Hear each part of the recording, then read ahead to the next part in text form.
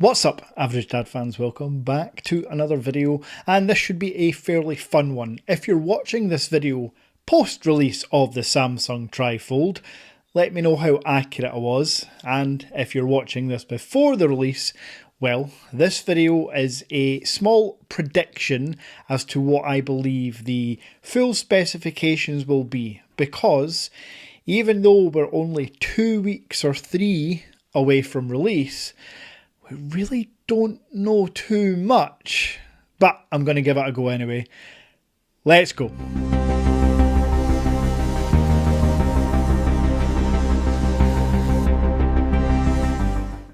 So in some order of confidence level, let's start with 100%.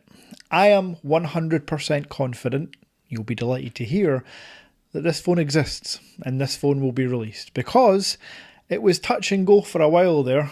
For those that don't know, the release of this phone has been delayed twice officially, but rumours are this was going to be out round about Samsung Z Fold 7 time 4 months ago. So yeah, we're finally getting it, and almost 100% confirmed release date is December 5th.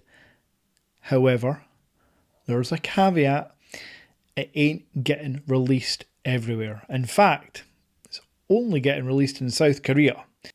And in terms of the units, this is where my confidence level might go a little bit lower, but I am around 80% confident we will get 35,000 units only, which has a massive impact on supply and demand. So I want to take a minute to explain something very clear about importing this phone from South Korea, because so many people just can't wrap their heads around the process.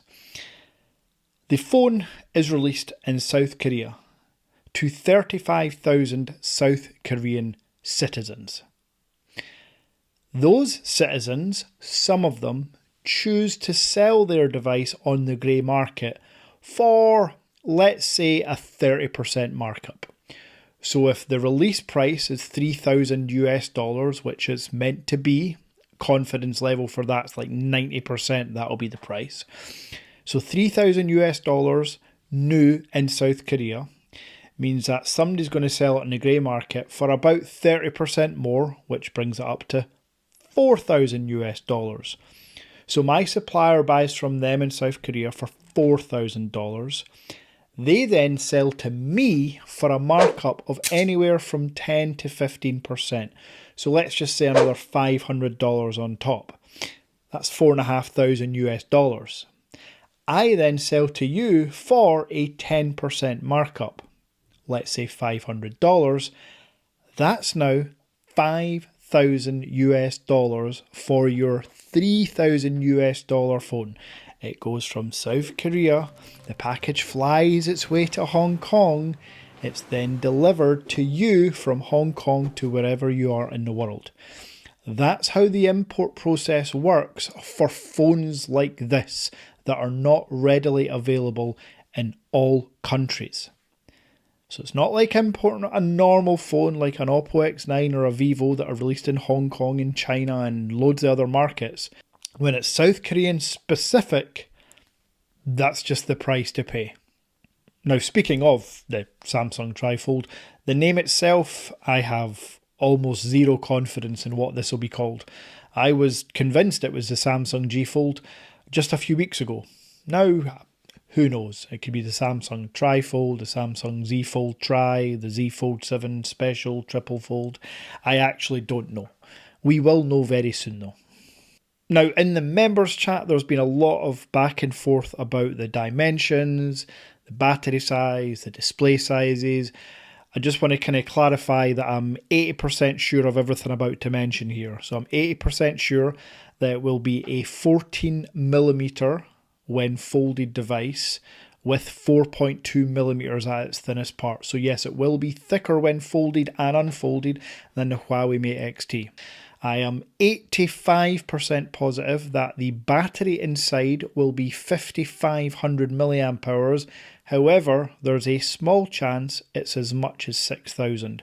Reason being is, like Samsung have done for 5 years in the Z Fold series. They have a 2200 milliamp hour cell on one side, then a 2200 milliamp hour cell on the other, giving you 4400. Initially, I thought they would just add a third one on the third side, now that there's 3 sides, and it would be 6600. But it seems like they're adding a 1200-ish milliamp hour one, bringing it to somewhere between 5500 and 5600 milliamp hours. Not ideal, but the highest battery capacity in any Samsung phone ever. So we'll take what we can get. Now internally, it'll be Samsung's One UI, Android 16, and the Snapdragon 8 Elite chip. Not the Gen 5 one, just the standard Elite. I say standard, it's more power than you or I will ever need, but it will not be the Generation 5 chipset in here. And by now you'll know the form factor of this device is fully closed or fully open. There is no in between, there is no half folded, normal standard format fold phone. It is fully open or fully shut. Now fully shut, 6.5mm front display, fully open, 10-inch diagonal, 120Hz AMOLED display. It's going to look stunning. I just don't agree with the form factor they've chosen, and that is 100% confirmed on the display sizes there.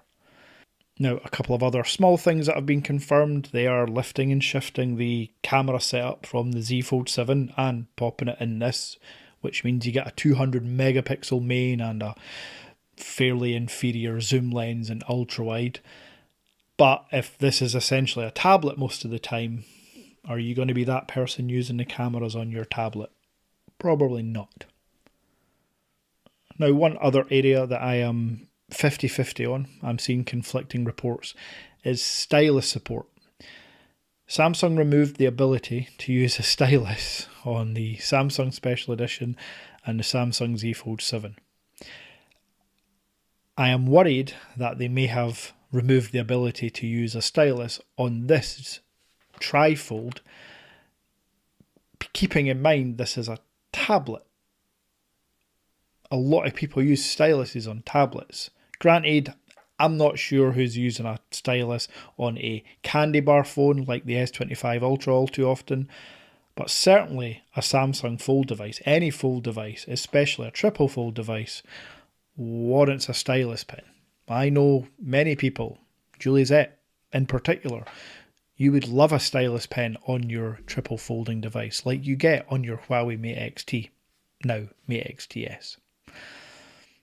So that's my update roundup. Price, release date, specifications, what to look forward to, what maybe not look forward to.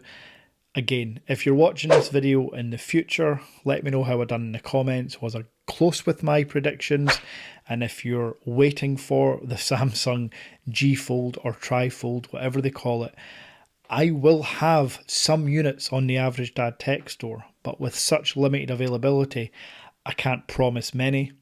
I've already put the feelers out to my members in the WhatsApp chat, so I've got a few there that are interested, even at that eye-watering $5,000 price mark. But rest assured, whatever the price is, I will add 10% for me. That's what I'll do. Keeping in mind that 10% isn't 10% because I've got this 3% discount code store-wide, and I've also got a 2% members code, which means members actually get 5% off, cutting my profit margin down to 5% on the latest Samsung Trifold device. So yeah, I'm not getting 10% of every sale. Hopefully you've enjoyed this little roundup, this catch-up. I'll be back soon with some content on the new OnePlus 15, I believe, releasing today, potentially. Embargo, I better be careful what I say, and the Honor Magic 8 Pro global version. Again, under embargo, but a lot of cool content on that device, and we've actually just added it to the Average Dad Tech store. Until next time.